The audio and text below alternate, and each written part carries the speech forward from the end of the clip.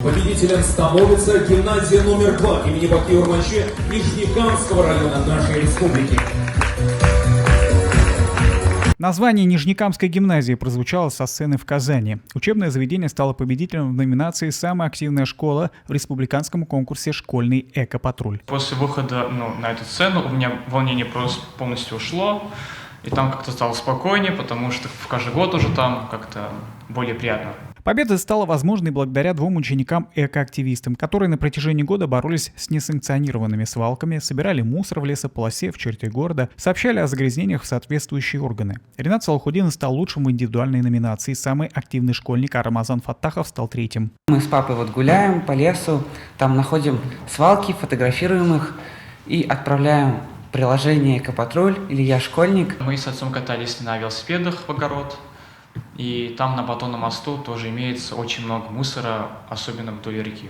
Ринат Салахутдинов участвует в конкурсе последние 10 лет, начиная с 1 класса. Ежегодно жюри высоко оценивает его вклад в экологию. Я просто люблю природу, то есть мы стараемся о ней заботиться, потому что если не будет природы, то нас тоже не будет, скажем так.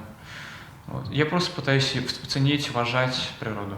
Ребята благодаря своим результатам принесли школе не только дипломы. В этом году призом стал теннисный стол. Ранее ребята привозили большой телескоп и 2 флорариума. Это своеобразная замкнутая экосистема, то есть это считается, что наша природа, да, то есть что это наша Земля, но только мы можем ее полностью видеть. То есть здесь есть насекомые, растения, то есть как полноценная экосистема у нас.